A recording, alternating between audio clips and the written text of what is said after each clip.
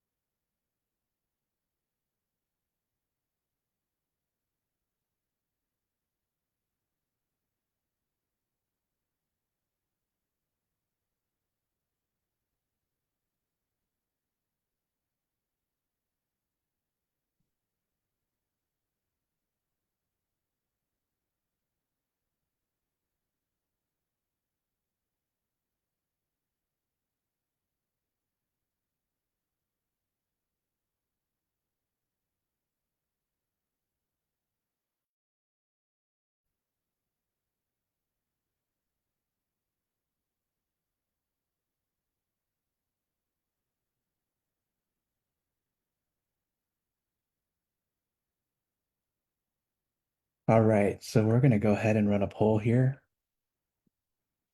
We're gonna see how you feel about your resume. In the meantime, while we're also answering the survey, feel free to network within the chat.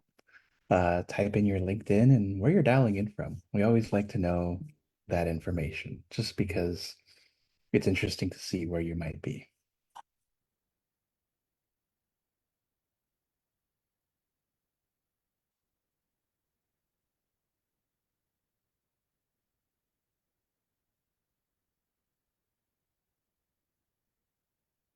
Okay, cool. Most of you feel like it's so-so. Hmm. That is very, very relevant.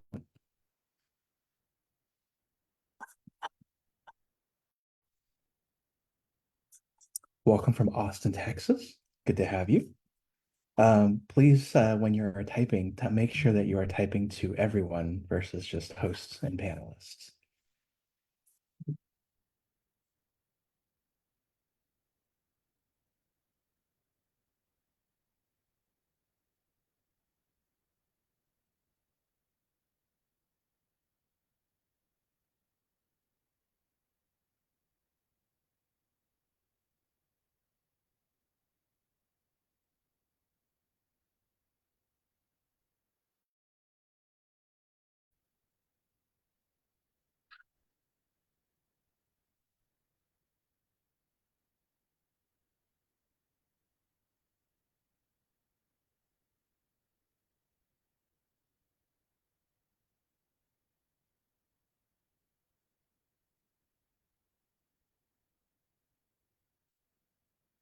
Awesome. Castro Valley, Philadelphia, San Francisco, Austin, Texas. Excellent. Sydney, Australia. Welcome, David. Good to have you here.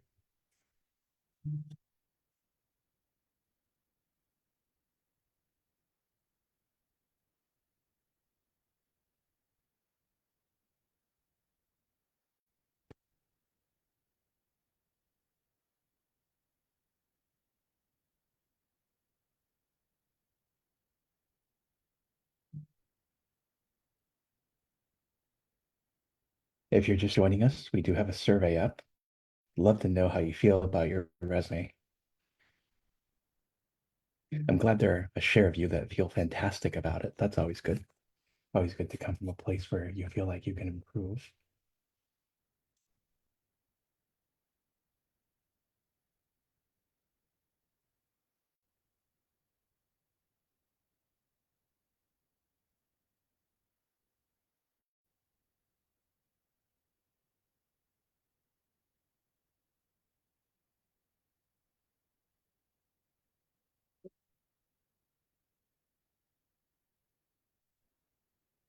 There you go.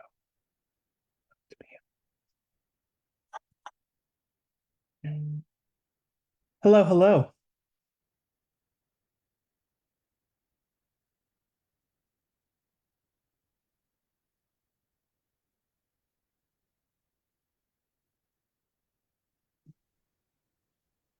There we go. Sorry, I had some There technical we go. No difficulty. worries. Thank Okay. you.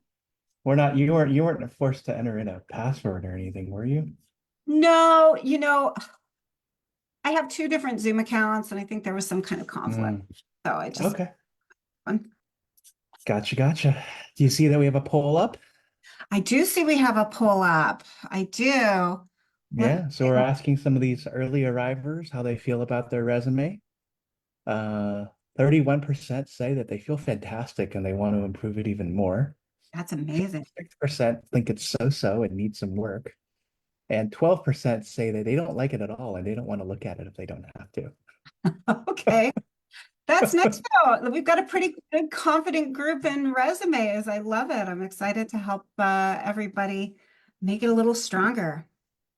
Yeah, me too. Me too. So Yeah. we'll wait a few more minutes here, Okay. uh, and we'll get it like in about, I don't know, 5:03, 5:05. If anyone has any questions in the meantime about resumes, I'd love to just see what you all have to say. Um, Yeah, yeah. If it was better, what any would better look like early to you? questions? Yeah, yeah.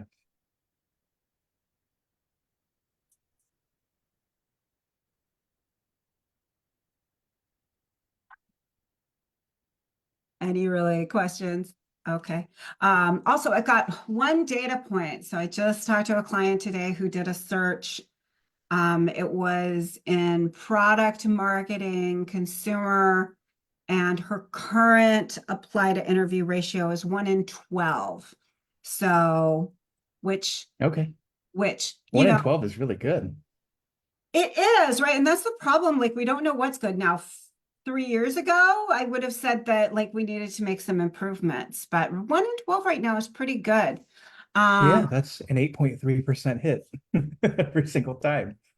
Um, yeah, can't so, hate that. all right, I see somebody in Redwood City. Nice. Having bullet points to the left in a Nice, banner, a good. good look for a resume. We'll talk a lot about resume format. I'm not a big Mhm. fan, half of it's art, half of it's science.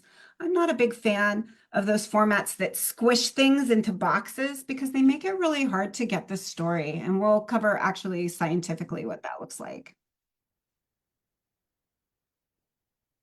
So Tammy says, should I have two versions, one for ATS and one for humans? I can't be the all the ATS does is parse your resume. So the ATS like will parse your resume and read the content in your resume. So you don't need to have two different versions. You want the only thing about ATS format is to make sure it's easily parsable by the ATS, but you definitely want the same keywords in the human and the ATS resume. What's your opinion on ATS? I know I say my opinion on ATS a lot, Albert. What do By the you? way, we are in webinar for those watching. So, I mean, yeah, I think the ATS is something that you have to figure out how to use. It's or get through, with all the right keywords and stuff. I think in this market, learning how to network is just as important, but having a resume that somebody can easily read within 6 seconds as it gets across their desk is pretty important. So, Yeah. yeah. Yeah, but I mean, all the ATS is software. It parses, it has some like screening questions in the beginning. Those are the big ones. And then everything else after that, like some will do keyword matches, some won't. So like not all ATSs work the same way. And so in like the resume world, it can be kind of be treated like a boogie monster. Like that's the thing that's gonna like get in the way if you do a good job at being reflective of the job market segment you're looking at, and if you use the right keywords, the ATS should not be a problem. Yep, exactly. All right, we're gonna end this chat here before I go ahead and get started. And so I'm gonna just say the end result of this poll was how do you feel about your resume? 54% say it's so-so and probably needs work. 39% feel fantastic and are here to learn how to improve it even more. And just 7% say that they don't like it at all and they don't want to look at it if they don't have to. Oh, So, yes, wonderful. go ahead and share the results here, and then we will get started shortly. Okay, so let me go hit the record button, and here we will get started. All right, everybody. Happy Monday, August 26th. Welcome to 5 Secrets to Writing a Resume That Gets You Hired. My name is Albert, founder of Albert's List, and I'll be your host today. And with me today is my co-host and presenter, Gretchen Hellman, founder of Outside the Box Today. She is a career coach who helps professionals such as yourself land jobs, gain more opportunities, and gain the confidence that you need to be successful in your career. And today she's talking about about writing your resume, which is one of the most important assets in your entire job search, and probably even more important now, given the competitiveness of everything and that you really just can't make any mistakes on it. So she'll cover 5 secrets that she's learned to writing a really, really great resume. And we'll also talk about our 3-day workshop that begins tomorrow. But first, Gretchen, over to you. Okay, thanks, Albert. Always good to be here with Albert's job listings. I've been a fan for a long time. It was so much fun to work with you. So let me get up my presentation and we will get started. It's happening. Here we go. All right, here we go. So great, perfect. Why is everything being blocked? There we go. Get it into presentation mode. There we go. Hi, I'm Gretchen Hellman. I'm a master level career coach and strategist, and I'm here to share 5 secrets to writing a resume that gets you hired. So a little bit about me. So I have an engineering background, and I have an almost 20-year I had an almost 20-year career in product management and product marketing and enterprise B2B tech. And eventually I led those functions. So I've hired people, I've hired recruiters to hire people, I've done all that stuff. And for the past 9 years, almost 10, I've been a career coach, helping my clients answer the questions, what do I want next? How do I get what I want? And how do I make the most of what I have? And resumes are such an interesting part of job search. So when I decided to become a career coach, which was a huge shift, like I was already in kind of a big, I was having a big career change and it was really stressful. I was shifting from being a senior vice president of product to a career coach, and that was already a lot. But the minute after I decided, hey, I'm going to go become a career coach, my very next thought was, I can't become a career coach. I don't know enough about resumes. And so I was trying to stay in growth mindset. And I was like, you know what? I'm going to get some books on resumes. So I ordered the best books on resumes. They had like tens of thousands of reviews. I eagerly awaited their arrival. I cracked them open. I looked through and I was just shocked. And I was like, these are terrible resumes and this is terrible advice. And the reason why they were terrible resumes is they were all about form and nothing about function or connection. There was nothing about how to know what to write in there, how to tell your story in there. And so I realized that, we'll go and we'll look for a lot of advice out there and about careers, and a lot of it isn't scientifically backed. Now, the question is, how did I know that much about resumes? Well, I knew that much about resumes because I was a hiring manager, so I knew what a good resume looked like and didn't. I was also a marketer, so I understood how to connect products and services with job market segments. And that's all a resume is there to do. It's there to connect you and your experience and your skills with the job market segment you're going after. So, and there was no advice on that whatsoever. And I'm also an engineer, and I know that any kind of recommendations need to have some science and research behind it, and there were none.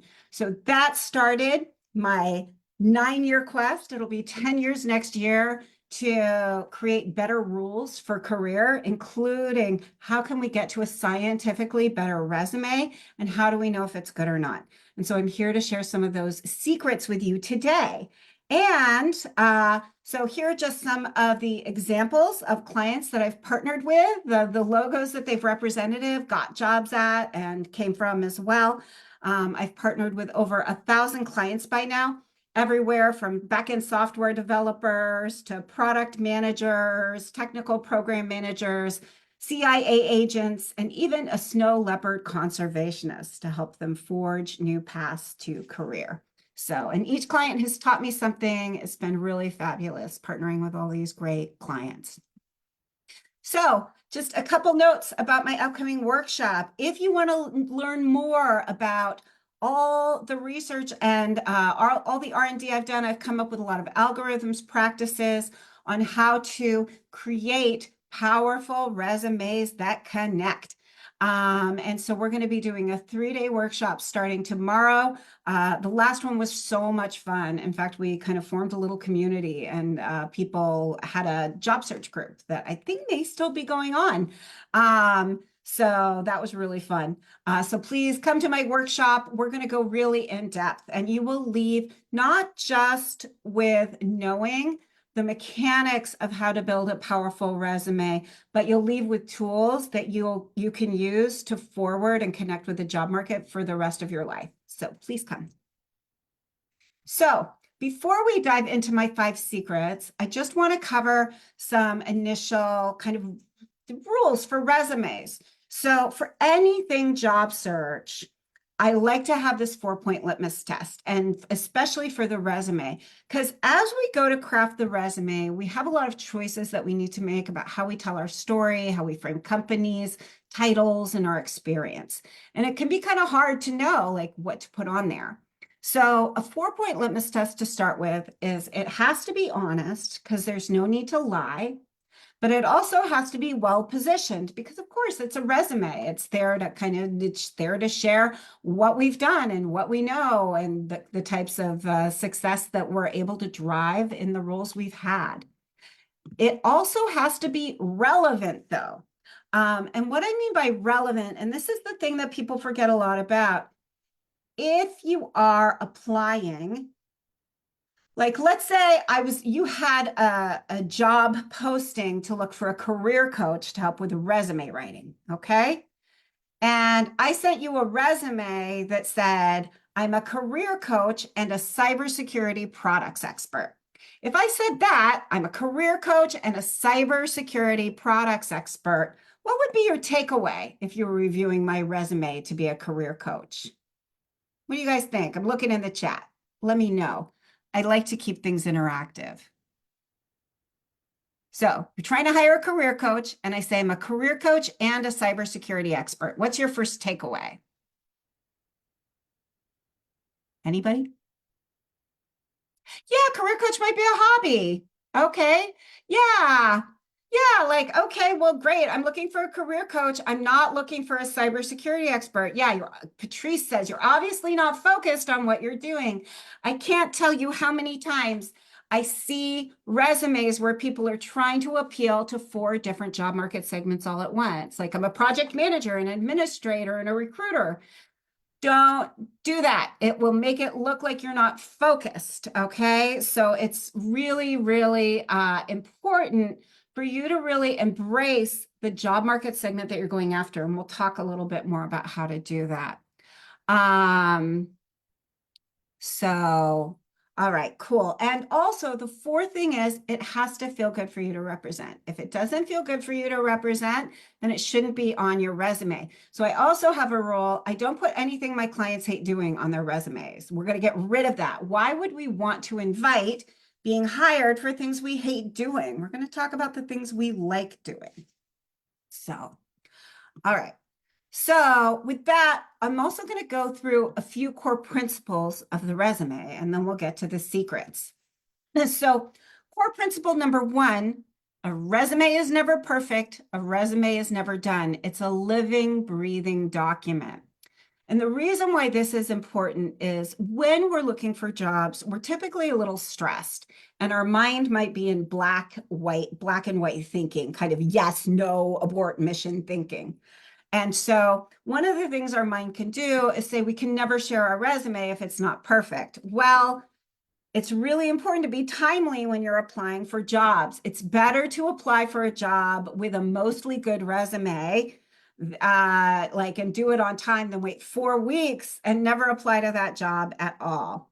So anyway, so a resume is never perfect. A resume is never done. It's a living, breathing document. The other thing about it being a living, breathing document is if you wish you could have say something on your resume, but you can't, go find a way to get that on your resume, meaning the world is your shopping cart for skills and experience.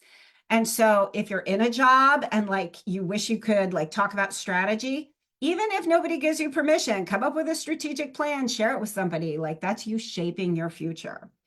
Okay.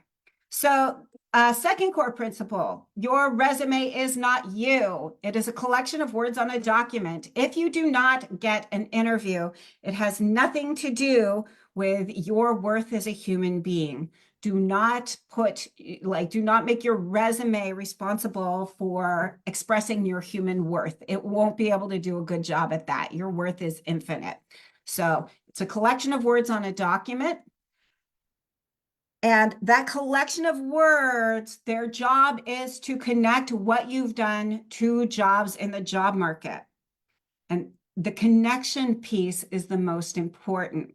If you are not speaking in the language and success criteria of the jobs you are applying for, you are not going to get interviews because the job market isn't going to get it. So make sure we'll talk a little bit more about how to do that.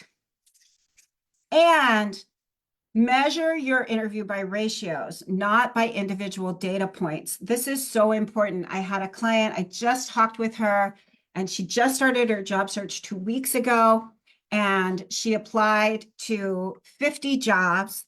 And it took a week or two for interviews to start coming in. And she was just so nervous in that first, week and a half before they came in. That silence is real. And so practice ultimate self-care. And then she got a couple no thank you emails. And then she was really, really worried. But then she got 4 interviews, one after the other. And so measure it by ratios, not individual data points. Also, when you're looking at the ratio, her ratio is 1 in 12. So she applied to 50 jobs and she got 4 interviews. And she was like, is that good? Is that not good? And it changes. I would say 3 years ago, that would not be good. I'd really want to optimize there. Right now, with the amount of talent out there on the job market, I'd say that's pretty good, especially for the level. We're talking about senior marketing and director of marketing roles. But like the way that we want to talk with other people who are out there, who are in our same industry, in our same roles, and understand what their ratios are as well. So, because it's changing all the time. So get really curious about what's going on out there. And the other thing is your target is a tool in an overall go to the job market process. It is a tool in that process. It is not your whole job search. And so if you are not sure of what you want to do, if you're not sure on the targeting end, it's going to be really hard to write a powerful resume. Now, if you're like, well, I don't know what I want to do, but I know what I want to try out, great. Just go to the job market with that for 2, 3 weeks and see what happens. If you want to change later, you can. So think about it like an overall process. And for those of you who are in marketing or any sort of go-to-market, this will look really familiar to you. So, all right. So with that, we're going to get to the secrets. Are you guys ready for the secrets? Who's ready? Let's see. Anybody? Albert's ready for the secrets. Excellent. Just like to Thank you. Excellent. All right, Tammy. All right, Christy. Thank you very much. All right, with that, oh, Emily's ready. All right, awesome. Okay, with that, so let's get to the first secret. So the first secret is when you're thinking about resume design, know the game you are playing. So the hiring manager and recruiter are trying to take all the puzzle pieces you have over here on the left with all the puzzle pieces they have inside and try to match them together. And so the first question that they're going to have is, can you do the job? if your resume does not express that you have the hard skills and the experience to do the job, you probably aren't going to get an interview. That is level one. Level two is, can they ramp up quickly? That's why sharing more things about yourself, your knowledge, skills, and experience can help the organization assess if you can ramp out quickly. Rounding out team bench strength, that's another piece that they look at, and team fit longevity. So even if your resume doesn't get picked, it doesn't mean that you weren't a good candidate. Like there can be all sorts of reasons. And in fact, like for me, sometimes I wouldn't even give the job to my favorite candidate because um, because my favorite candidate just didn't fit some of the team needs I had. Like there was this one job I had, the CTO was really near impossible to get along with, like really, really, really hard. And so I couldn't hire my favorite candidate. I had to hire a candidate that the CTO wouldn't drive crazy because he was already driving everybody else crazy. And so it's not a straight accept reject sort of thing. It's really more about which candidate fulfills the puzzle piece. All right. Secret number two, we want to understand the resume's use. So here's where we get to the scientific understanding of what a resume is and how it tells its story. So I have been doing a 9-year user research study on how resumes tell their story. And before that, I was a user of a resume. I've had this model reviewed by hundreds of my clients, and my clients range everywhere from, new college students, but they also range on up to vice presidents of talent acquisition, executive recruiters, senior vice presidents, all of that stuff. So this has been reviewed by a lot of hiring managers. And the reason why I do need to review it with them, interestingly enough, is that hiring managers forget, just like I did, how much they know about resumes when it's time to look for a new job. So when a hiring manager, and we'll talk about ATS at the end. If I can counsel you, like, do not be ATS obsessed. We will give you a couple tools to take care of the ATS, and then let's not worry about all that fear, uncertainty, and doubt about the ATS. Like, we'll explain it. So it's just a piece of software. It's not some, kind of dark overlord of jobs with tons of bots ready to block you from everything, the way that some people describe it. So, but we're going to talk about how people read resumes. And so, when a hiring manager or recruiter is getting to read a resume, they are hopeful, worried, and in a hurry. So, they are hopeful that they're going to find the perfect candidate who just snaps into all their puzzle pieces. They're worried they're going to spend a bunch of time talking to candidates that aren't a good fit in the first place. And they are in a hurry because if I'm a recruiter, I've got tons of recs to go through. If I'm a hiring manager, I've got meetings to go to. Now, sometimes after I share this with people, they get worried. They're like, oh my gosh, like, how am I ever going to stand out? Don't worry. This is how it happens all the time. And if you've gotten a job before, you've gotten a job with people looking at your resume like this. Knowledge is power. And in our workshop, we're going to go really in depth on how to shape your resume to make sure that it works. So, because I'm hopeful, worried, and in a hurry, I'm going to take 7 seconds on first pass to review the resume, just to put it in the in or out pile. If I'm a recruiter, I'm going to be looking for more matchy types of stuff, hard skills, stuff like that. If I'm a hiring manager, I'm thinking more non-linearly about the group. I am absolutely not, however, in most cases, going through that long list of qualifications, like and matching one by one by one by one. There are very few organizations that are that intentional about qualifications. IDEO is the only one I found that's that intentional. So we go and we scan the top. We go through one. We do not read any heavy block text that's up at the top. Then we go directly to this first golden box, most recent job title, most recent company. We compare that work to the work we have. If it's, and we're kind of mind mapping it, industry and subject matter, tech skills, and all that stuff. If it makes sense for the type of job we've got to offer, great. We just give the rest a quick glance. We go down to really, really quickly. If it doesn't make sense, we're going to scrutinize things a little bit closer. Then we go through the dates. How long do they stay? What's their career story? All that stuff.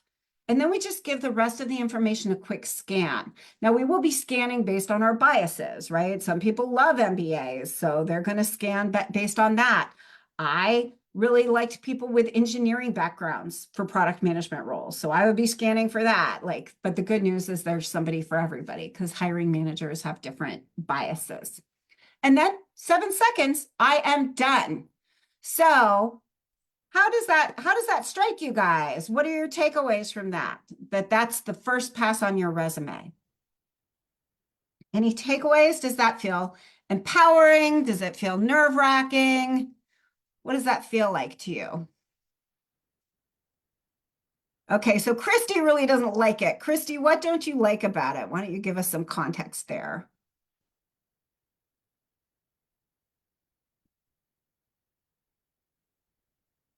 Anybody?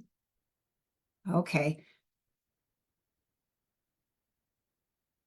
So skills matching, like that'll, if it's a hard skills related job, I'm going to do more hard skills related skills matching. If it's a strategic job, I'm going to be looking for scope, impact, that sort of thing, as well as subject matter, like what was it? And if it's a creative job, really, I'm going to be looking at the types of brands they've worked with. I'm going to be looking at the aesthetics of the thing. I will be doing some skills matching, but I'm going to go directly to their portfolio really, really quickly to take a look at their work. Um, so, all right. So frustrating when the job I have isn't necessarily the job I want, but previous jobs were. Um, I see. Well, Mindy, we are not going to be victimized by your most recent job. Okay. That's really important. So I fix these things all the time. And so we'll talk about some different ways to fix them. And just because our most recent job doesn't fit, there are 8 million things to do to fix that. So, but knowing that we have the bias, like for you, really kind of trying to put the experience that you want up top is going to be really important. Like, how do you throw that thing that you want them to see in their face so they don't skip it? Um, so yeah, so Sylvia, like, yeah, like you put a lot of effort. You're probably crafting each resume one by one. So Sylvia says so much effort and so quick possible dismissal. And it is true. And that's why, when I see clients like carefully and loving crafting resume after resume for each opportunity, I really try to discourage them from that. In the resume workshop, we're going to talk about ways to be able to create like one main resume, maybe two resumes at most, and then just tweak them just a little bit. We want it to be really light. We don't want to give our heart, soul, time, and effort to a process that's just going to quickly dismiss us. But we also don't want to not care about it, right? So we want to have like right effort. Um, so, okay, Aria, you're a recruiter. Yeah, you know exactly how it goes. This is how it goes. So Patrice says, seems like about how long I would spend looking at someone else's. Yeah, that's about right. So, okay. So I want to tell you guys this is empowering. We're going to get to the rest of the secrets that are going to help us with this. And hard skills may go first or second. It depends. If it's a software developer job, they might go first. So there can be a little bit of a difference. But the sequence is all pretty much the same. The other thing is because they are worried, right?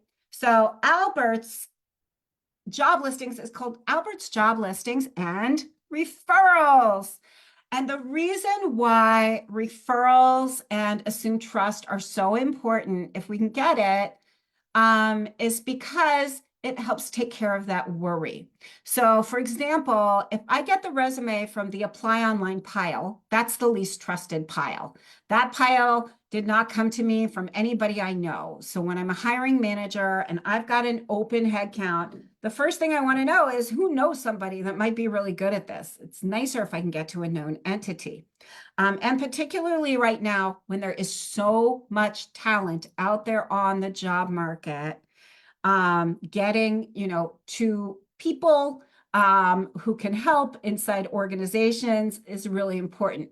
Now, we don't want to hit up people for referral, like if we don't know them at all outside job listings and referrals. We want to maybe talk to them about something and like, where we can ask, what's the best way to apply? Do you know? We can ask for help that way. So anyway, there's a lot of things about there about referrals.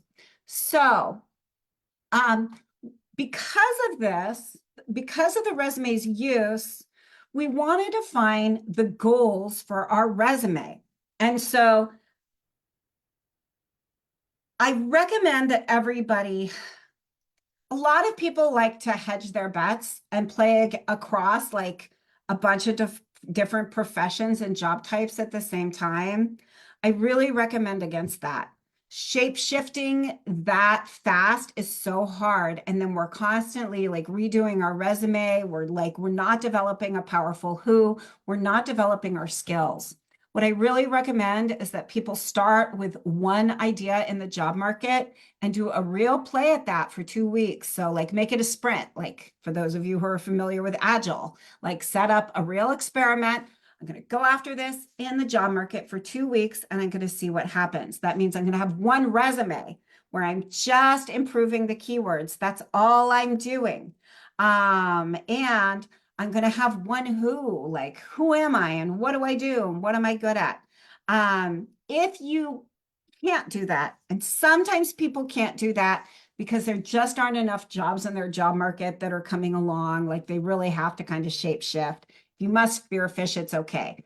But so first, if you're going in a chosen segment of the job market, I want you to think, so I want you all right now to think about what a hiring manager really cares about in your segment and start thinking of three main ideas. So, for example, today I was working with a I was working with a SEO manager, somebody who was a technical search engine optimization manager. If I was going to hire a search engine optimization manager, what do you think the top things I'd look for would be for search engine optimization? What do you guys think? Let me see in the chat. If you were going to hire somebody for search engine optimization, what would you want to see they could do? Yeah, Google, yeah, conducts good experiments. Google Analytics would be really important. Yeah. Yeah, SEO. Yes, Eugenia, you got it. Like, am I improving the rankings? What's the whole job of search engine optimization? It's to improve the organic rankings for different categories. So I would want to see somebody who could really create programs to improve the rankings for different categories, continually lower my customer acquisition cost, like get all that stuff done. Really, really important. And who could streamline operations along the way. If I was going to hire let me think, if I was going to hire a business development representative, so a BDR, somebody who is cold calling and generating leads and stuff like that, what would I care about? What do you guys think? BDR. What do people care about with a BDR? So the salespeople who call and generate leads. Okay, sales. Yeah, I definitely want to know that they do sales. Self-confidence, probably. Goal orientation. So leads to close rates. Exactly. We want to think about why the business is spending money on this in the first place. Why does the business spend money on search engine optimization managers? So they can improve in the rankings. That means that we want to, if possible, tell a story about improving in the rankings. Now, for business development representative, the only reason that a business is going to spend money on business development representative is to improve pipeline. And so we'd want to show that we are a business development representative that can improve pipeline. Now, we all have bad jobs, right? We all do, and that's totally okay. And if you've had a bad job and if you don't have all those results to share, there are ways to be able to talk about approach, et cetera. But we want to get as close as possible to showing that we meet the purpose of our profession. It does no good having a goal-oriented business development representative if they're not driving pipeline, right? If their goals aren't working, that doesn't matter to me. I need it to work. Exactly. Revenue, revenue, revenue. And so for all of you, you all have a profession. Why don't you guys all just put your profession in the chat? I'd love to see some of the different professions we have out here.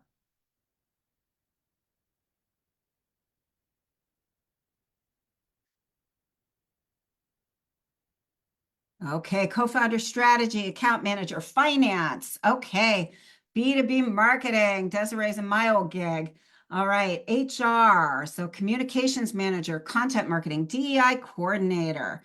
Okay, country sales. Okay, title and escrow, quality control, data analyst, right? And so the businesses that you have worked for have all needed different things, right? BP, depending on what segment of finance you're in, like if it's accounting, right? We want that general ledger clean. We want the books done on time. Like we want this all streamlined. We want great procedures around that. B2B marketing, we want sales to be enabled, right? We want to see that pipeline grow. We want to establish leadership with our products. HR, depending on which segment you're in HR, right? It's all about the people goals for the organization and how those people goals are supporting the bottom line of the organization. And so when you're thinking about goals for your resume, really think about the it that the company needs you to deliver, and that will help you get to an I that connects with that. Now, if you must spearfish, like for each resume rewrite, you're going to have to do this over and over and over again, but it's going to be pretty exhausting. So just warning. So moving on to secret three, title, company, and date storytelling. Because our titles, companies, and dates tell such a big part of our story, it's really important for us to feel empowered over them rather than disempowered over them. And so let's go through a few different challenges like that titles and dates can be. So the first is meaningful titles, but confusing companies. So if I've got a meaningful title, but a confusing company, and a confusing company might be it's not in the right industry, or it's or it or nobody's heard of it. So Albert, I just heard recording stopped. Do you want me to start it again? All right. Anyway, with the titles, like if it's a confusing company or a confusing industry, we want to make the title bigger, and then we want to have the company and maybe describe the company in the language and success criteria of that thing we're applying to. So, like for example, if it's a company nobody's ever heard of, but we're in B2B SaaS, we can just say like Series B, B2B SaaS focused on dot, dot, dot, dot, dot, or whatever. Sometimes, like right now, I'm working with a client and he's got a role at the biggest company nobody's ever heard of, right? And when you're working for the biggest company nobody's ever heard of, the way we framed it for him was we really made sure that people understood the revenue and the number of customers and like what segment they fit in. Um, the second challenge is meaningful company, but confusing job titles, right? Then we want to make those companies a little bigger and stand out. And if our job title is confusing, sometimes we just get cursed with like a bad title. So, like, for example, how much money would you guys expect an administrative associate to make? You guys tell me, how much money a year do you think an administrative associate would make? Like salary in general. 80K, right? Yep. Okay, Jessica. Anybody else? That's about right? So I was working with somebody who had, yeah, 90K, like definitely not up to like 100K. I was working with an administrative associate who was making $220,000 a year. And she wasn't making $220,000 a year because she was delivering that much impact. She was really more of an operations leader for her office. And there was all kinds of strategic stuff she did. And so administrative associate didn't fit very well. Sometimes the actual title that we're given is a lie. An administrative associate was going to cause too much bias. So we changed it. Now, I forget exact, I think we changed it to head of operations, comma, and then the segment of operations she was in.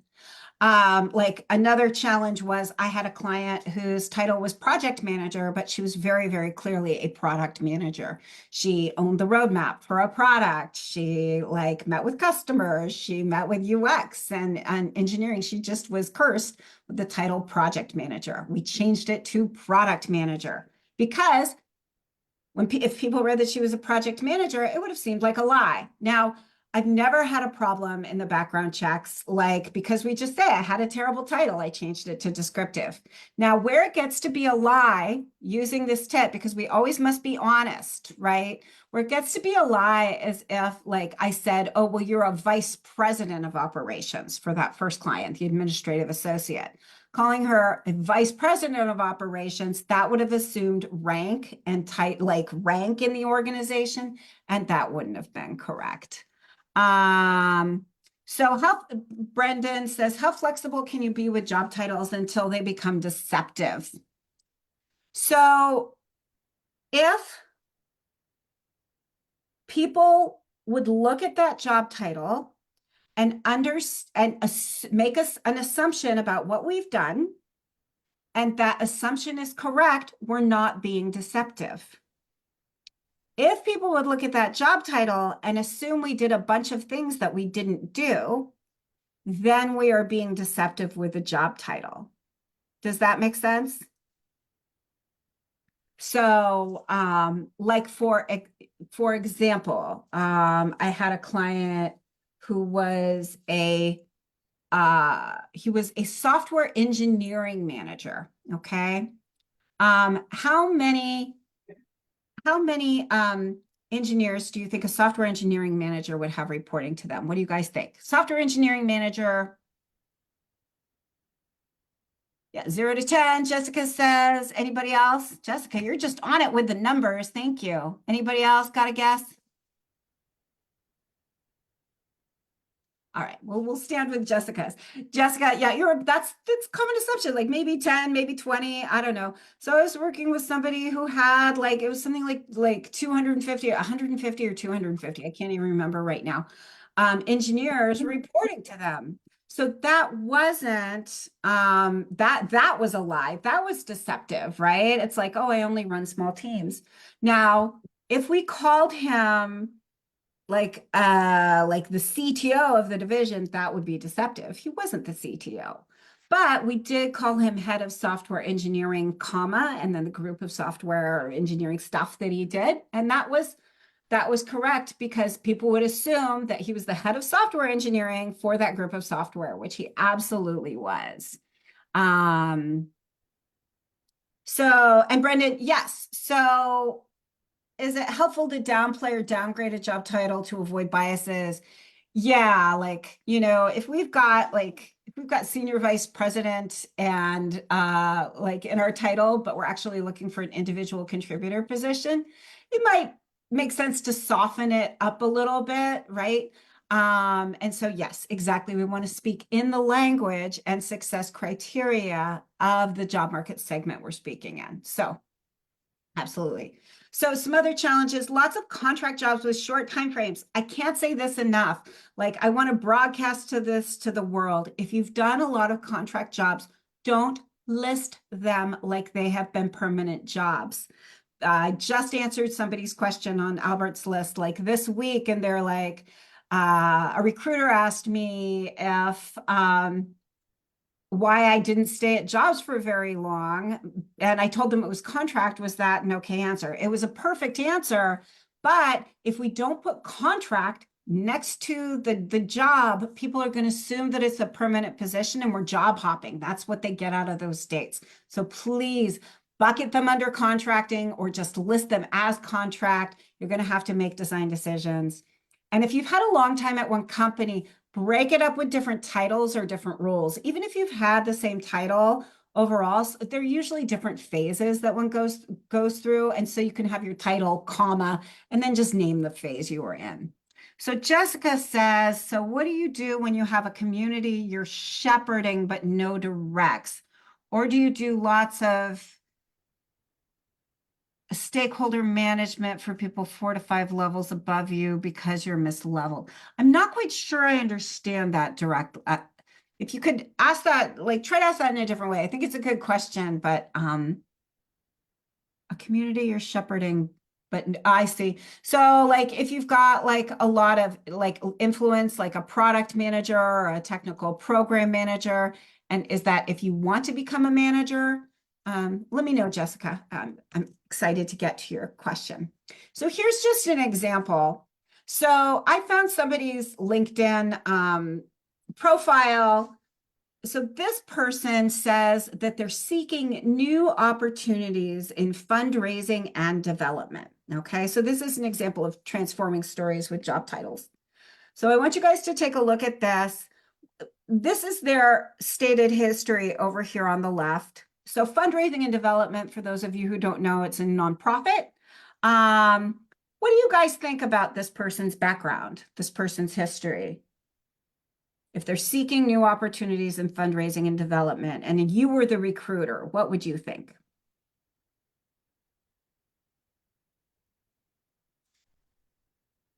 Anybody?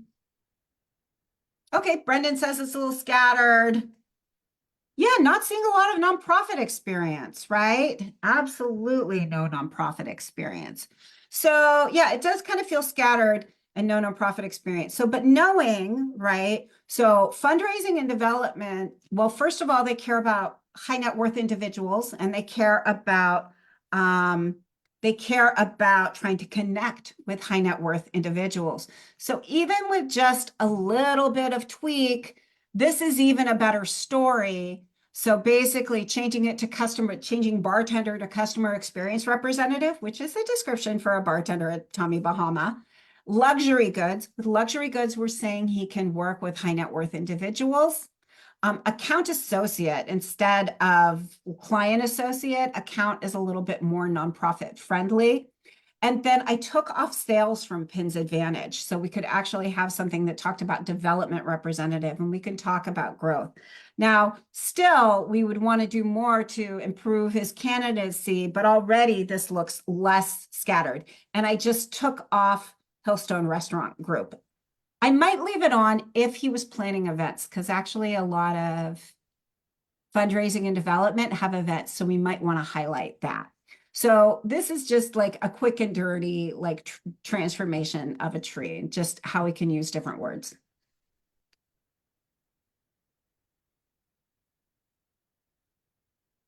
Okay, sorry, reading Jessica's question. So what do we do when we have a lot of influence, including at the top levels of the organization?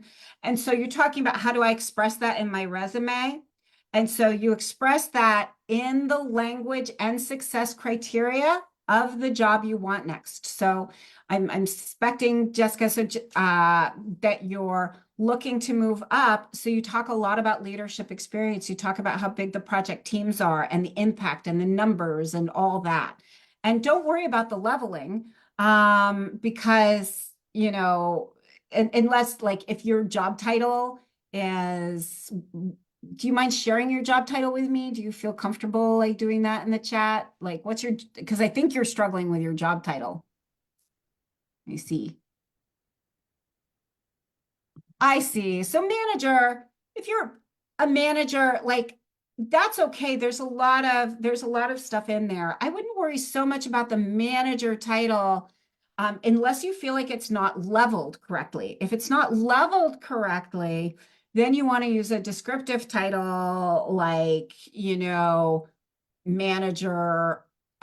Okay, so you're doing senior director level work. That means you're in charge of something. So you can't just say head of dot dot dot, whatever that thing you're influencing all over is. You can say that. It's descriptive if you're heading that up.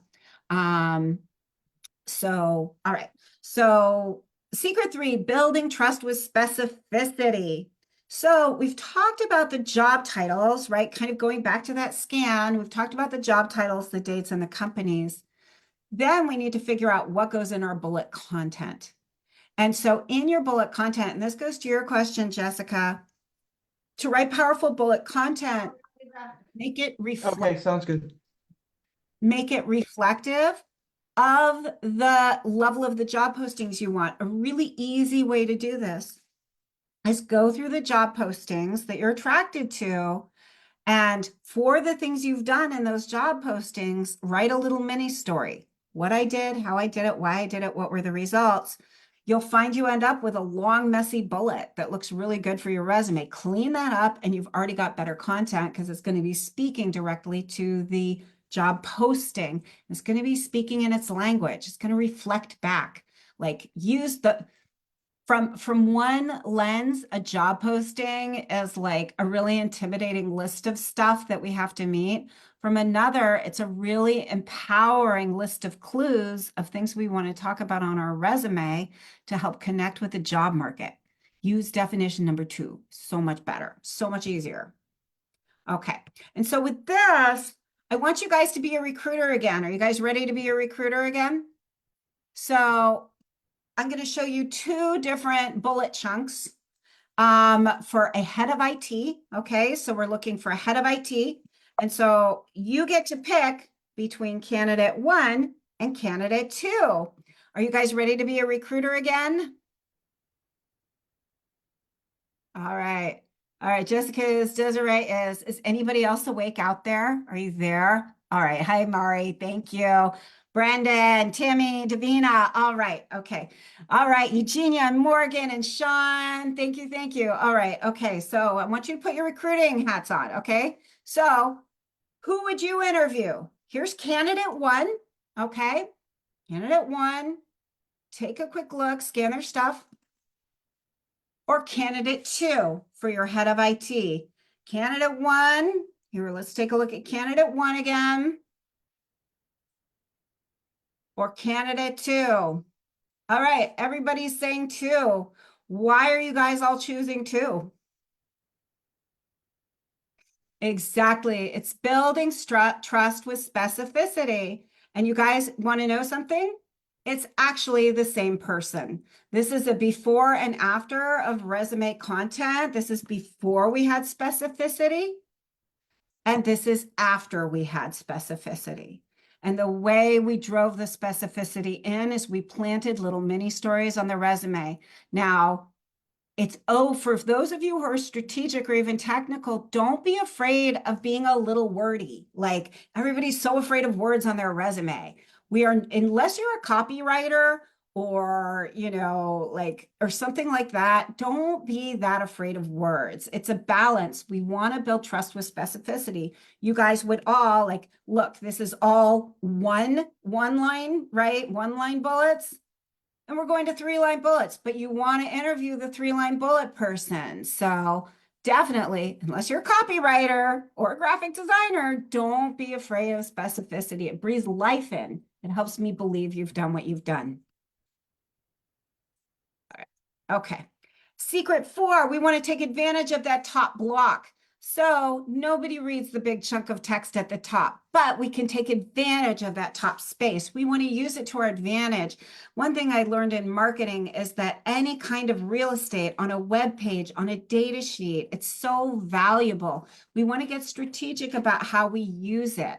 And so for the top bar, you want a web readable statement about who you are in the language and success criteria of the position. And you want it to reflect the purpose of your profession, right? So make sure like that's your differentiator. If you are a product manager that drives growth for fintech, like for B2C fintech, That's great. If you are a backend software developer who loves architecting and building like 0 to 1 products, like great, say that.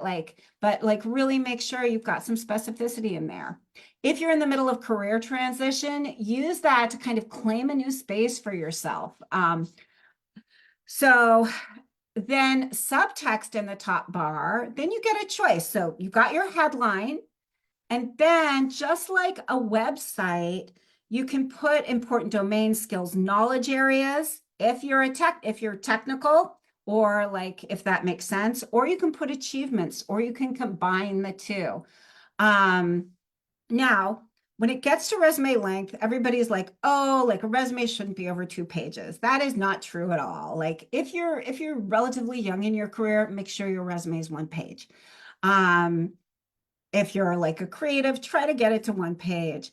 If you've got some more experience, it's going to be really hard to get all that into 1 page. Now, but here's the thing to know.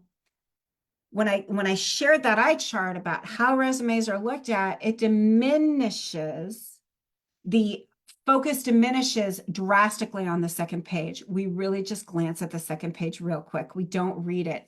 We assume everything on the second page is not important. So if you've got like right now, like I was just working on a resume with a client, and like their most recognizable job with their best achievements is 2 jobs back. But there's also stuff that we wanted to put in the top bar, and we really had to balance it out because I wanted that recognizable job, the job we wanted everybody to see, to show up as high up in the res on the first page of the resume as possible, because there's a bias. The further down it is, the longer ago it must have been, so it's less relevant. And so it is a balance. So we got rid of some things from the top bar so we could have that thing show up more. And it is just like a series of choices about what's the most important story to tell. Um, and then think through for the top bar what you want them to absolutely know. So, so let's take a look at a before. Okay. So this is a before of a top bar. Okay. And so I want you to take a quick look. Okay. What do you think this person does?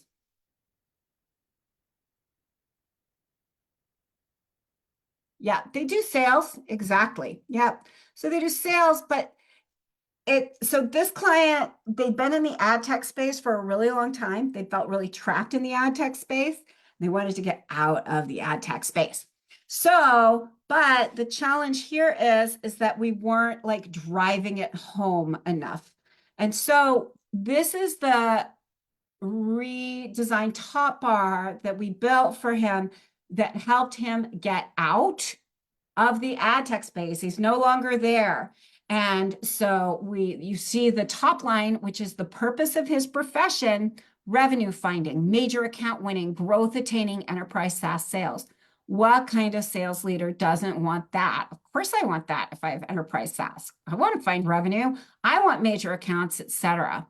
And then we crafted these achievements underneath, right? And we added numbers to really show scope and size, like 10 million, 10 million ARR, annual recurring revenue. That's a big deal. Like that's going to kind of make me drool a little bit if I'm a chief revenue officer in an enterprise SaaS place. I want 10 million ARR. And then we connected what was in ad tech to the outside world. So Martech, HR tech, like we kind of dug out some good things that he'd done. And having 120% career long quota attainment average is really, really, really good. It's really good. As a head of sales, I want people to make quota. And then we had all these logos that any like chief revenue officer would be happy to have. And so that really, really helped him. And so, secret number 5, we want you to get scientifically curious. As I said before, like do performance testing in batches and collect ratios and compare those ratios to everybody else.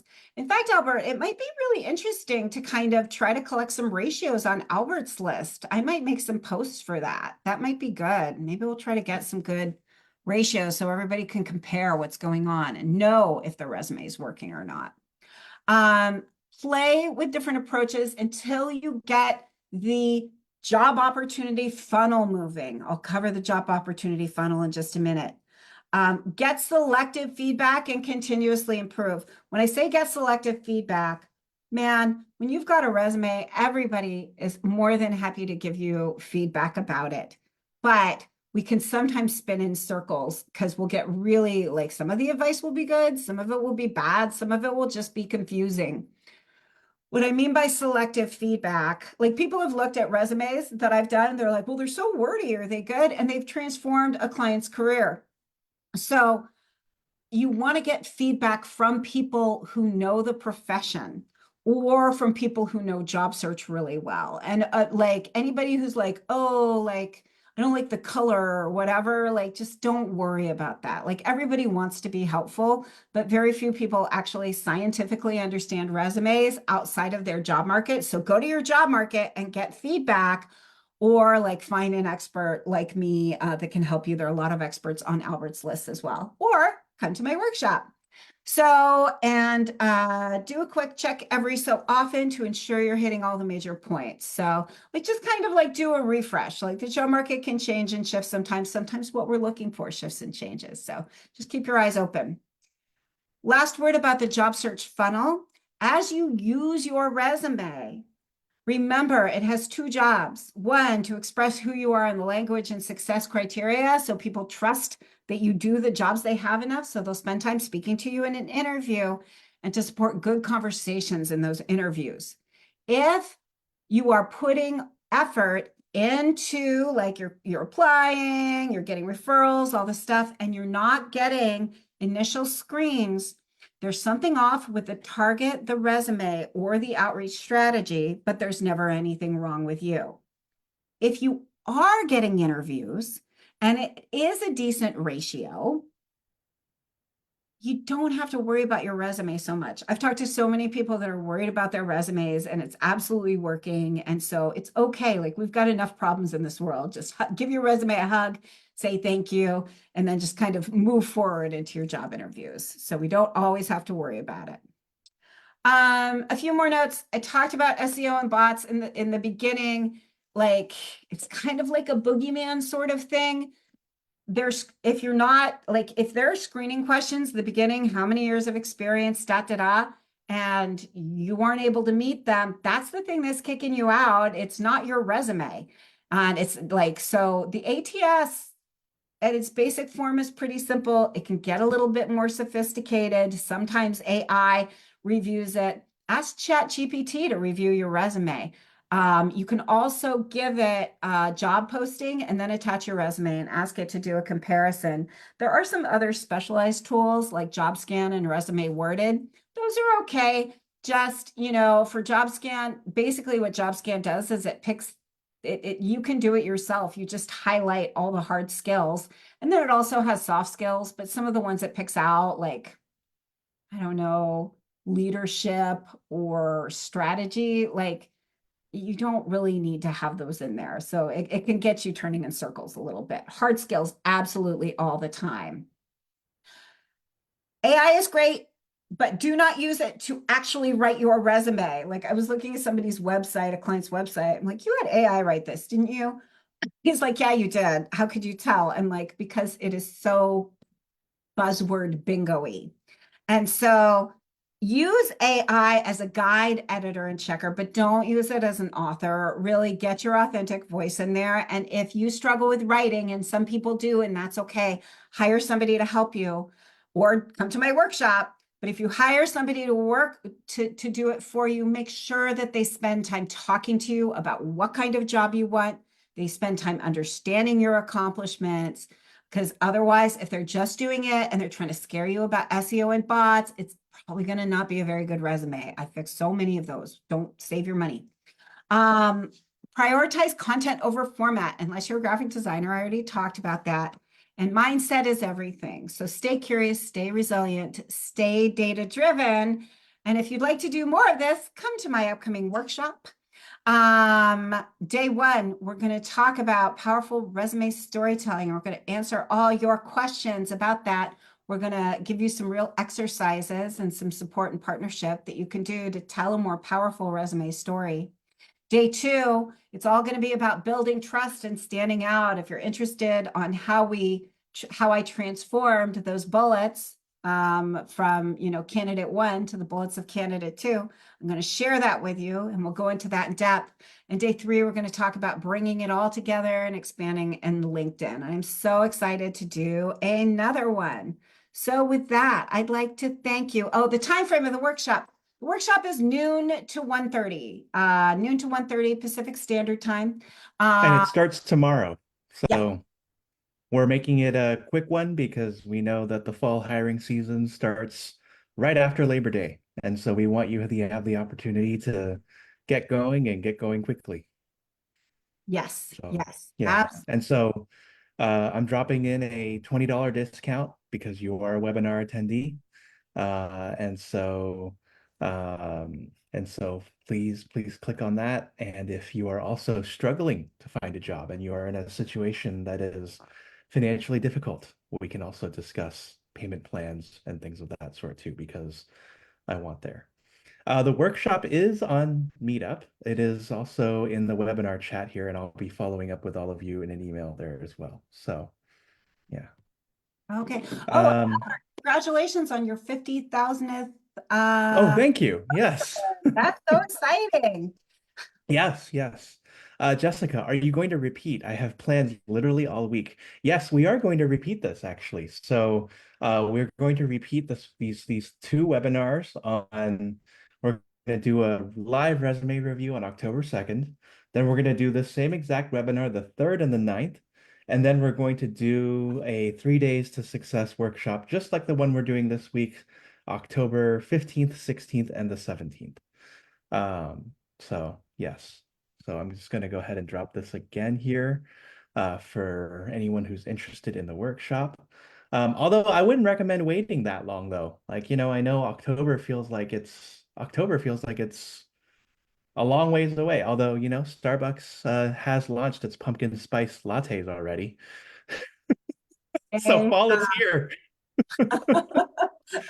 That's true. Well, in October, so interesting kind of following the job market, like Yeah. every July and August, I guess kind of want, but in the middle of September, it's going to start springing to life for sure. Yeah. So, yeah. So if you can rejigger things, fantastic. Yeah, it is tomorrow, Wednesday, and Thursday from 12 to 1:30.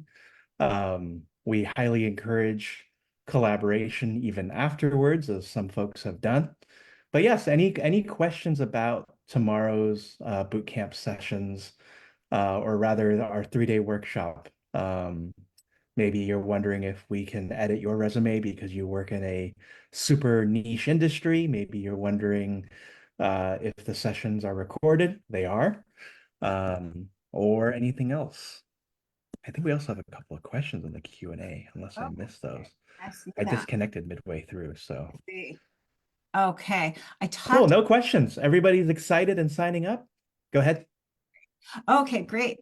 Um, how do you recommend formatting career progression within one company? Uh, so definitely you have to decide if you're going to list the company and the job each time, or if you just list the company and all the titles. But if you're moving up, then hopefully like you're getting like senior. You can even say level, like give levels and break it up. Talk about what changed as you grew with that company. Depending on what industry it is in tech, I recommend trying to keep every job 3 to 5 years. So if you get like promoted a lot, you can just kind of clump them together and then talk about what you did underneath. Um, okay, regarding Department of Rehabilitation vendorship, I no longer represent DOR. Oh, okay.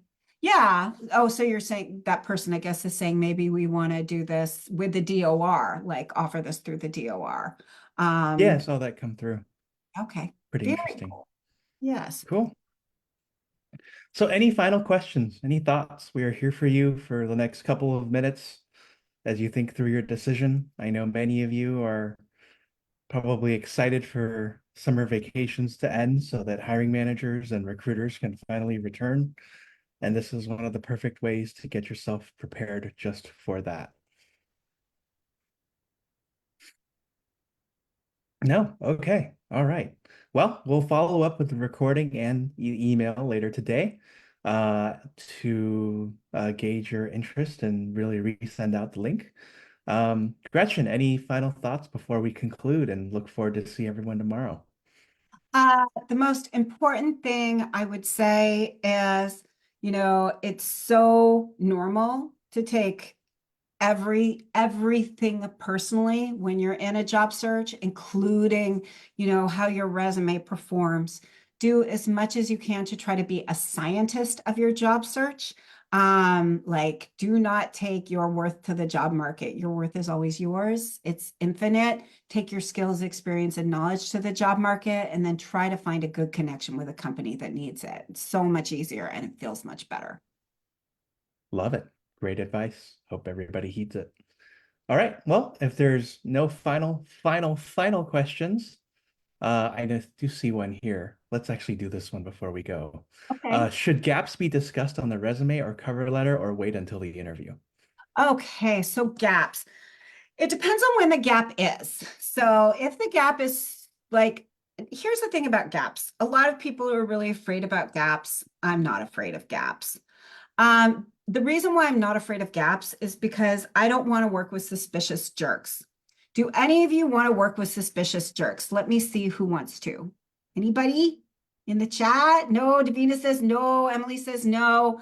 So yeah, Christy says no. So if you have a gap like 5 years ago and like, the hiring team is like, where were you? Like, and 2019 to 2020, didn't you want to work? Like that says a lot about them. Like that's kind of weird. So I wouldn't worry about gaps that are that far away. Now, if you have been taking a gap recently, so what I recommend to clients is do some professional development. And then whatever it was for, if it was family leave or sabbatical or what have you, just say, family leave and professional development, and then talk about the professional development you've done. It'll help you show that you care about what you do, even if it's just a course. Like, don't worry. It's I think we all want to work for for the kind of people who understand that life happens, and sometimes we're going to take time off. And you especially don't want to work for somebody who, say, punishes your maternity or paternity leave, or that maybe you got sick and had long COVID and things like that. Like if that's something they punish you for now, it's not going to look, it's all downhill from there. Exactly, right? You'll get into that job and then you'll be looking for a job again because you'll be like, I can't stand this. And I know it's hard when we need a job, but that's another piece of advice. Like everything that that hiring organization does in the interview process says a lot about them. Now, sometimes the recruiter is a little bit more separate. So if you end up with like not a nice recruiter, it's a note that they put a not nice recruiter in front of you, but it's not the team you're going to be working with the whole time. But if Yeah. your hiring manager seems suspicious, if they're like trying to find out what's wrong with you, they're going to do that while you're working. Take note of that. Yeah. Oh, we got more questions coming through. I wanted your last words, but they weren't necessarily your last words. What if I left the company in January to search for a new career after 20 years? How do I explain that in a resume, or should I? Oh, well, I think if you left the company in January to search for a new career after 20 years, I would give yourself a little sabbatical until June. Like you're probably thinking a lot about it and probably not making a lot of headway. And so, I think it's totally fine to say like career break. And then if you're traveling, talk about traveling. You can talk about fun things. Like it's okay. Um, so, but kind of the farther, like the more we're in transition, the further we get away from the original place we started, the less apply online is going to work for us. And so, really like that funnel that I had way more than apply online. And that's because some outreach strategies don't work for some types of go to the job market motions. So like just make sure that like the apply online world is a super like uncreative thinking world. So if people need to think creatively, go and meet the people, talk with them. Yeah. So All right, I'm going to do two more questions. I've also dropped Gretchen's LinkedIn into the chat, so if you want to connect with her and go from there, you're more than welcome to. How much research into our social media can a recruiter do? They can do a lot, but if they're doing a lot, that kind of goes again into kind of the suspicious company kind of pile. Like, like back in like the early 2000s, there was a lot of concerns about recruiters searching social media, but I don't think there's a lot now. I think the world has kind of separated that. Have you heard? I've been doing this for 9 years and I haven't heard any challenges with like back end social media searches. Have you, Albert? Um, yeah, I feel like I keep on hearing it as a fear, but I think unless your social media is especially egregious and crazy, it's not something that most, I think, people are looking for. I've heard about it Um, as a fear, but I haven't seen any actual anecdotal evidence of like yeah, background checks looking at social media. So, yeah, um, because that's a just frankly, that's a weird thing for a recruiter to be spending time on. So seriously, yeah. Final one. I keep hearing recruiters talk about being able to market your unique value add, but what if you're no longer interested in careers you've done in the past and you're feeling all over the place yet want to pivot to a different career? Well, I feel like congratulations. that's a 30-minute conversation right there on that one. Yeah, well, first of all, I want to say congratulations. You're in career transition.